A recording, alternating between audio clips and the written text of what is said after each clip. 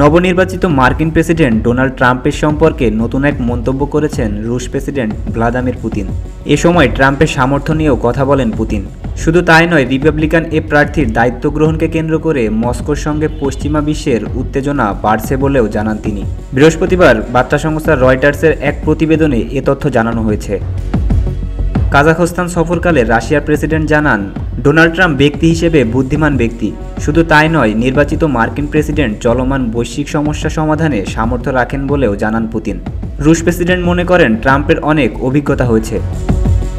এদিকে ইউক্রেনের রাজধানী কিয়েভে দেশটির নীতি নির্ধারণের সঙ্গে জড়িত বিভিন্ন স্থাপনায় হাইপারসনিক ক্ষেপণাস্ত্র হামলা ব্যবহার করে হামলা চালানোর হুমকি দিয়েছেন রুশ প্রেসিডেন্ট। প্রায় 3 বছরের বেশি যুদ্ধে ইউক্রেনের পার্লামেন্ট, প্রেসিডেন্টের কার্যালয় বা মন্ত্রণালয়গুলোয় হামলা চালায়নি রাশিয়া। কিয়েভও আকাশ প্রতিরক্ষা ব্যবস্থা দ্বারা ব্যাপকভাবে সুরক্ষিত। তবে পুতিনের দাবি, রাশিয়ার নতুন হাইপারসনিক ক্ষেপণাস্ত্র ওরসানিক ভূপাতিত করা অসম্ভব। যদিও এ দাবি নিয়ে পশ্চিমা বিশেষজ্ঞদের সন্দেহ রয়েছে। রুশ প্রেসিডেন্ট বলেন, রুশ প্রতিরক্ষা মন্ত্রণালয় ও জেনারেল স্টাফ বর্তমানে ইউক্রেনের ভূখণ্ডে হামলার লক্ষ্যবস্তু বাছাই করছে। এসব লক্ষ্যবস্তুগুলোর মধ্যে সামরিক স্থাপনা, প্রতিরক্ষা ও শিল্প সংক্রান্ত প্রতিষ্ঠান অথবা কিয়েভের নীতি নির্ধারণ সংশ্লিষ্ট কেন্দ্রগুলো থাকতে পারে।